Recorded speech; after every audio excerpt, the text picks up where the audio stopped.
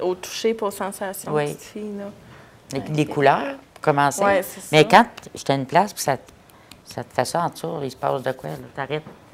Il y a quelque chose là qui va pas bien. C'est qu'il y a quelque chose. Oui. Là, j'ai vu que ses reins étaient un peu bloqués. C'est que demain matin, Guylaine va aller s'acheter du jus de canneberge. Va falloir. La mère va sortir ses toxines. Tu vois, ça sent pas bon. Ça sort tout naturellement. OK. C'est quoi, Guylaine, elle va savoir quand elle a fini? Ah oui. Genre... Le lendemain, tu vas aux toilettes, quand tu vas aller uriner, ça va être très foncé. Ça va sentir méchant. Wow. Oui. Les méchantes toxines vont sortir. Faut que ça sorte. Oui. Ça va être à suivre, ça, Guylaine. On va demander. Ça savoir l'introduction. C'est ça. Une dernière question que j'avais pour toi, Guylaine, c'est pendant le traitement comme tel, il faut le faire. On était, je pense, 5 ou 6 en arrière de la caméra. Comment tu te sentais pendant... Tu réalisais-tu qu'on était là ou si tu venais à bout de déconnecter et tu étais seule dans le studio à soir? J'étais toute seule. Ah oui? Oui. J'étais seule avec Pierrette, vraiment. Là, je la sentais. Elle, je connaissais sa présence parce qu'elle me touchait tout le temps. Mais c'était juste pour dire qu'elle me touchait, fait que c'était pas agressif et rien, fait que j'étais partie.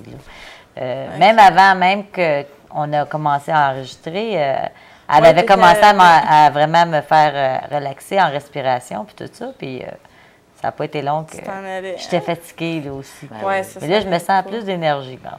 Okay. J'ai envie d'aller marcher, j'ai envie de bouger un peu. Là. Ouais, c'est... Aller prendre l'air. Oui, c'est bien. Il faisait chaud aussi. Ah, il fait chaud comme c'est là, oui. OK. Il fait chaud. Je sais pas si c'était les lampes, là, en dessous ou quoi, des lumières, mais... des fois, ça l'aide pas, mais peut-être avec la sensation, tout ça, c'est peut-être pire. Bien, quand c'est chez nous, il n'y a pas des grosses lumières ouais, comme ça. C'est ça, c'est pas si chaud que ça. Là. OK. Justement, Pierrette, je vais prendre la chance de vraiment te remercier de t'avoir déplacé tout ton stock pour venir nous montrer c'est quoi, puis initier les gens un peu à quelque chose que moi, je considère nouveau parce que c'est vraiment juste dernièrement que je t'ai entendu parler.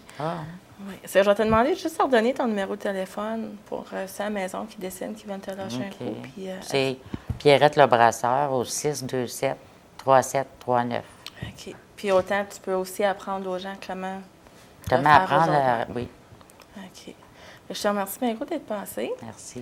Toi, Guylaine, ça fait longtemps. Oh. Non, je vais en profiter pour dire, c'est certain qu'à la fin de l'émission, le monde y voit Nathalie coiffée par. Mais c'est ça, le nom de la maison, c'est Guylaine. C'est elle qui me fait paraître comme une inspiration. Un chef-d'œuvre. Je peux dire, on a bien du fun, moi et Guylaine, parce que je suis bien... Guylaine, elle sait, elle peut arriver chez nous demain, moi, puis me dire qu'elle va me mettre les cheveux bleus, puis ça me dérangera pas. Puis je prends juste la chance de dire en avant du monde, merci bien gros pour tout ce que tu fais. Ça fait plaisir, Nathalie. Puis le monde à la maison, vous savez, si vous me voyez comme genre le mercredi, puis vous me voyez le lundi, vous voyez qu'il y a une grosse différence. C'est à cause de Guylaine, ça fait que gênez-vous pas, puis elle est avant la maison, elle est super bonne, puis elle est super fine. Et merci Pierrette. Merci bien gros, Guylaine. Merci de m'avoir invité. Ben, c'est moi qui t'en remercie d'être venue. Bon, ça fait que partez pas, c'est pas tout à fait fini.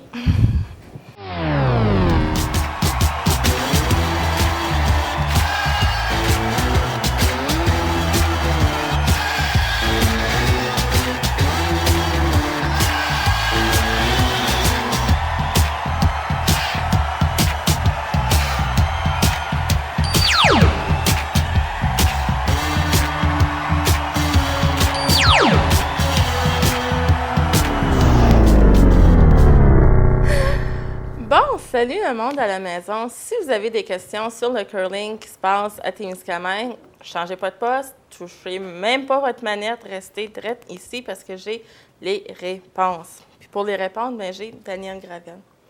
Allô? Bonjour Nathalie. Bon, c'est ça, c'est toi qui peux vraiment nous parler du curling. Je sais qu'il y a un club de curling à Témiscamingue, c'est pas d'hier. C'est ça, la saison commence. Là. On a eu une réunion la semaine dernière, puis on m'a nommé porte-parole pour venir vendre notre salade à la communauté, inviter les gens à venir nous joindre au club de curling. Et c'est ça, la saison débute le 20 octobre, mais la glace va être prête ou devrait être prête pour la semaine du 13 octobre. Et c'est à ce moment-là qu'on va offrir des cliniques d'entraînement pour les gens qui... C'est la première fois. Oui. C'était ça ma première question qui m'a rentrée en tête chez nous quand je pensais à toi. C'est, mettons que, comme moi, là, je voudrais participer, là, j'ai aucune idée quoi faire. C'est pour ça qu'on offre la clinique d'entraînement. Okay. Puis c'est Carl Woodbury qui l'offre. Carl a beaucoup d'expérience. C'est notre maître curler à Témiscamingue. Okay. Il a plus de 25 ans d'expérience. Wow. Puis il a de l'expérience aussi dans l'instruction du curling. Donc, il a choisi le 14 et 15 octobre pour donner la clinique. Ça va commencer en soirée à 19h30. Okay. Les gens, c'est gratuit. Okay. On fait ça pour que les gens soient à l'aise pour venir jouer au curling, puis qu'ils sachent c'est quoi, puis qu'il y ait la base. Oui, c'est ça. Fait que l'important, c'est d'amener un slider. C'est comme un appareil qu'on glisse sur le soulier pour nous aider à glisser. Okay. Si tu n'en as pas, tu peux en procurer un à la boutique de sport au centre. Ici, oui. Bon.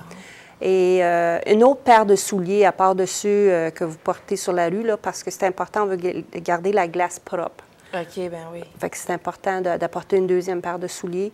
Et puis, une brosse, là, balai, là, comme vous voulez, là, mais c'est pas le balai traditionnel, là, on appelle ça une brosse. OK. Ça aussi, on a au club. Fait que les gens qui veulent juste s'essayer, là... Ceux qui ne sont pas certains s'ils vont aimer ça avant de tout acheter. Oui. Ils peuvent l'emprunter. Oui, les brosses sont disponibles, mais pas les sliders. Puis on a une coupe de sliders, mais c'est toujours mieux d'avoir son propre... OK. Puis ça va durer combien de temps, ce cours-là? La clinique, c'est pas plus que 2 heures. Là. OK. Puis c'est ça, si tu n'as pas eu assez le premier soir, il va revenir une deuxième soirée. Puis même, je parlais à quelqu'un tantôt, ils veulent inscrire toute une équipe complète. Puis c'est tous des nouveaux. Puis ils ne sont pas disponibles cette semaine-là parce qu'ils s'en vont à la chasse. Ah, ben oui. Fait que je suis certaine qu'on peut trouver un moyen là, de les accommoder. OK.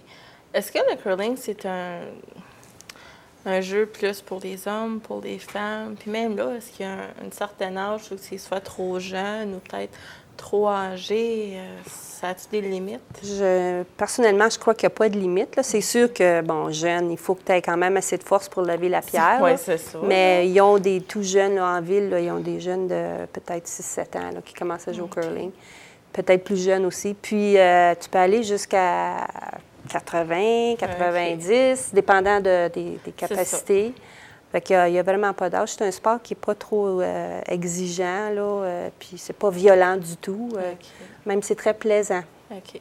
C'est ça, je t'ai pas dire. Au niveau du conditionnement physique, est-ce que quelqu'un peut dire qu'il a fait un bon workout après ça, ou si c'est vraiment juste quoi qui est bien relax, et puis on travaille un peu, mais c'est pas quoi d'où ce qu'on va se dire qu'on se met en forme avec ça? Là? Moi, je trouve qu'on se met en forme parce que quand on balaie, on met beaucoup d'énergie, on met tout notre pouvoir dans le balai pour réchauffer la glace, pour que la pierre glisse plus facilement ou qu'elle...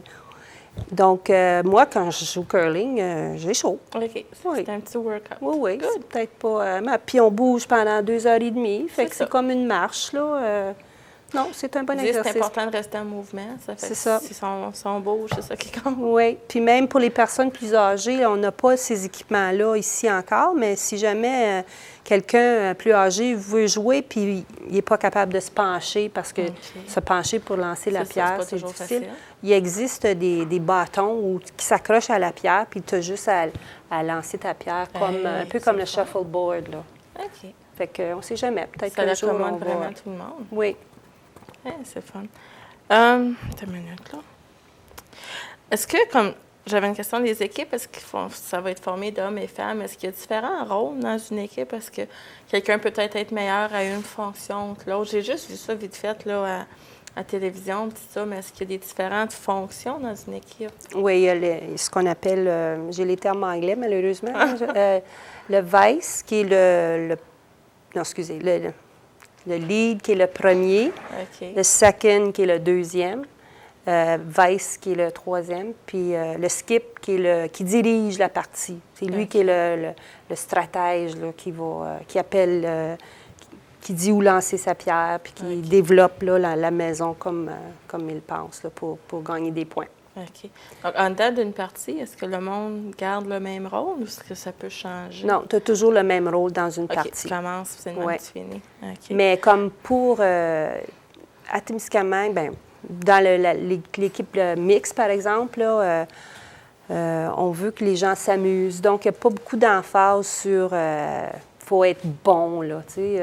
On va là pour jouer au curling, pour s'amuser. Puis même, il y a une équipe qui veut s'inscrire, sont tous des nouveaux. OK. Fait qu'ils veulent jouer ensemble. Donc, on va les accommoder.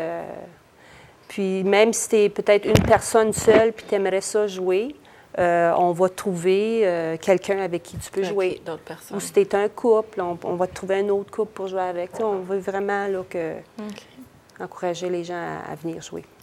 Pour faire partie du club de curling, est-ce qu'il y a comme des frais ou c'est vraiment juste quand il y a un événement qu'il y a des frais? Non, il y a des frais d'inscription. OK. Si tu es un couple, ça coûte 250 $. Si tu es une femme seule, 110 $. Pour les hommes seuls, c'est 160 $. Puis, on a aussi un tarif pour étudiants et juniors. Fait que l'étudiant va payer 50 $. Supposons que tu es étudiant puis tu veux jouer dans la Ligue des adultes, ça va te coûter 50 $. Puis, il y a les juniors aussi. Il y a une ligue qui va partir après Noël. C'est Cathy Girard qui s'occupe des jeunes à l'école. Puis, elle les suit là, après l'école. Ils vont au club, là, puis ils vont jouer à quelques parties. Puis ça coûte 20 $. OK. Drôle de petite question, c'est peut-être moi qui n'ai pas bien compris. C'est moins pour les femmes que pour les hommes? Oui. Pourquoi? Ah, c'est une vieille tradition, puis on l'aime assez. Oui, on a discuté à la réunion. C'est parce que dans le passé, le curling, à Témiscamingue, c'est depuis 1955. Okay. Puis à l'époque, les femmes ne travaillaient pas. Ils restaient à la maison. Puis c'est l'homme qui était le gagne-pain principal. Okay. Fait que c'était moins cher. Puis les femmes... Puis au fil des années, ben on a toujours conservé la même équité, là. C'est pas une équité, mais... Et puis les hommes, ils ne chantent pas. On est obligé de payer plus. Le sujet est venu sur la table, mais ça n'a pas fait l'objet d'un débat, puis ça a resté le même. On va peut-être en partir un parce que le monde va vraiment le remarquer, on l'a dit. Oui. OK, je pensais que j'avais compris une différence. Non, c'est bien ça. Il y a une différence de 50 $. OK. Je pensais peut-être parce que le gars travaillait plus fort. Il fallait qu'il paye plus. OK. Ça va partir un débat, ça. Peut-être je pense, pour finir, on pourrait parler. Je sais qu'au courant de l'année, il y a des bonspiels qui appellent. Oui. Donc, est-ce que tu sais ceux qui vont avoir lieu? Puis on peut peut-être en parler un peu. Qu'est-ce qui va venir? Oui, j'ai des dates ici. Ce que j'aimerais dire aussi, c'est parler des différentes ligues. Comme il y a 3 ligues au club de curling. Il y a la ligue ouverte, qui est pour les... C'est principalement des hommes, mais il y a une équipe de femmes qui... C'est une ligue compétitive, là, plus. Okay. Puis ça, c'est le lundi, le mardi soir. Et puis le mercredi, on veut essayer, c'est nouveau, là, on essaie de ranimer la ligue de femmes. Parce que dans le passé, on avait quand même jusqu'à 16, 24 équipes de femmes là, qui jouaient un soir par semaine. L'année passée, on a essayé de faire ça le vendredi soir, puis les femmes venaient là, quand ça leur tentait. Okay. Fait que cette année, on dit non. Il faut vraiment qu'on s'engage. Si on veut jouer, c'est le mercredi soir, puis on va faire des appels bientôt, là, moi et ma collègue Carole Poulain, là, on va essayer de mousser ça, là, puis de partir une ligue de femmes le mercredi soir. Et le mixte, ça c'est très populaire. L'année passée, je pense qu'il y avait, plus de 16 équipes. Je ne me souviens pas exactement le montant. Et ça, c'est jeudi et peut-être vendredi. Fait qu'on demande aux gens, quand ils vont appeler pour s'inscrire, de nous donner leur préférence. S'ils aimeraient mieux jeudi, vendredi, puis on va probablement aller avec la majorité, ou peut-être un peu des deux. Fait qu'on veut faire un petit sondage en même temps. Okay. C'est certain qu'il y en aura que ça ne la donnera pas, mais... C'est ça. On ne peut pas tout faire. Puis si on ne peut pas, une semaine, on trouve un remplaçant. C'est ça. Parce que c'est important d'être là, c'est ça. Si tu fais partie d'une équipe, il faut que tu fasses ta petite job. C'est ça, oui. Puis quand tu ne peux pas être là, ben tu trouves un remplaçant. Toute l'équipe ne peut pas jouer dans ce cas-là. Hein? S'il en manque tu peux jouer à 3. OK. Mais c'est toujours mieux à 4, là, parce que les 3 travaillent un petit peu plus fort. C'est ça. Mais c'est important de dire que le monde qui veut se joindre à la Ligue, c'est important de vraiment se mettre à l'agenda qu'une fois par semaine, c'est ça. Il faut que tu sois là. C'est un engagement. OK. Oui. Mais c'est le fun. Une fois qu'on est dans l'habitude, là, puis comme c'est un exercice physique, ça fait du bien. On est dehors. On est dehors. On est à l'extérieur, à l'intérieur, extérieur. Là, mais c'est plaisant. Bon. Ils peuvent appeler où pour s'inscrire? OK. Il y a différents noms, là. Il y a moi-même, Danielle Gravel, au 9508. Mais on va faire une annonce dans le journal local. Fait que les gens vont pouvoir trouver les numéros de téléphone là. Il y a Bob McLeod qui s'occupe de l'inscription, Richard Tremblay, Nicole Rochon, Glenn Philippe. Puis on peut toujours s'inscrire au centre. Fait que si vous connaissez une de ces personnes-là, puis ça vous tente de vous inscrire, bien, vous avez juste à appeler. C'est ça. Bon. Puis je vais juste parler aussi des Bonspiel qui s'en viennent. Là. OK. Il y a le Ladies Fun Bonspiel. Une fois l'an, on organise un tournoi juste pour les femmes. Là. On s'amuse beaucoup, on se fait du fun. Fait qu'on a prévu ça pour le 15 novembre. Il y a aussi le Woods Bonspiel cette année qui va avoir lieu le 21, 22, 23 novembre. Ça, c'est des équipes de différentes papetières dans la région qui viennent à Témiscamingue puis ils se font un tournoi pour une fin de semaine. OK. Puis il y a les Briar Playdowns. Ça, c'est une compétition pour trouver un représentant de la zone, de notre région, pour continuer dans la compétition vers le gros tournoi Briar là, au niveau national. Ça, c'est le 9, 10, 11 janvier. Ensuite, le Men's Open. Ça aussi, c'est un tournoi où les invités viennent de l'extérieur. Ça, c'est au mois de février, le 13, 14, 15. Et le dernier, qui est le Thème Spiel. Ça aussi, c'est très populaire dans le passé. C'est un Bonspiel mixte, puis c'est ouvert à tout le monde là, de la population. Tu n'es pas obligé d'être un membre du club de curling. Puis ça, c'est au mois de mars, 26-27 mars. OK. Au risque de sonner extrêmement niaiseuse, pour peut-être ceux qui ne savent pas, mais c'est quoi la différence entre aller jouer une partie puis le Bonspiel? Ça va être quoi? C'est parce que ça dure plus longtemps, puis c'est comme compétition, ou c'est quoi le... Oui, habituellement, le Bonspiel, c'est 3 jours. Fait que tu commences à jouer vendredi soir, tu vas jouer une partie. Le samedi, tu peux jouer 2 à 3 parties pendant la journée. Et puis, si tu réussis à te retrouver dans une finale ou dans une semi-finale, tu peux jouer un autre 2-3 parties. Fait que c'est quelque chose. C'est quelque chose de long, ça. Là. Oui. Il faut que tu sois prêt pour la fin de semaine à être là. Oui. OK. Est-ce qu'il y a des frais associés pour faire partie d'un Bonspiel? Oui, habituellement, tu payes un frais d'inscription, puis il y a des prix, puis un souper. OK, ça, c'est une grosse affaire. Oui, c'est un événement. OK. Bon, c'est qu'on peut peut-être juste te redonner des dates du camp d'entraînement, puis des dates d'inscription avant de partir, comme ça, le monde, ils vont savoir avec quoi s'enligner. Fait que ce qui serait bon, c'est qu'on puisse former les équipes avant le 13 octobre, par exemple. Fait que ça nous reste 2-3 semaines. Là. C'est ça. Le camp d'entraînement, c'est le 14-15 octobre. OK. Et la Ligue devrait débuter, les différentes ligues devraient débuter dans la semaine du 20 octobre. OK. Puis comme tu as dit, il va y avoir plus d'informations dans le journal Contact. Oui. Ça va puis au canal communautaire, sur le babillard, là, on va mettre une annonce. Peut-être avec les noms et les numéros de téléphone. Oui, c'est ça. Pour que le monde, des fois, ils reconnaissent un nom. On peut appeler là, c'est moins gênant. Oui, quand on connaît la personne, c'est ça. Bon, mais merci. Puis je te souhaite une belle saison. Bien, ça me fait plaisir. Puis tu viendras nous voir. Peut-être, ça m'intéresse, juste que je ne serai pas bonne, en tout cas. C'est jamais. OK, merci, Danielle. Ça fait plaisir. Bon, donc, c'est tout. J'espère que vous avez profité et puis aimé votre je dirais peut-être 3/4 d'heure avec moi, je ne suis pas certaine. Je sais que moi, comme toujours, j'aime bien être en votre compagnie. Passez une très belle semaine et on se revoit. Puis comme toujours, je n'oublie pas, ben oui, bye, Zach! Puis bye-bye tout le monde à la maison.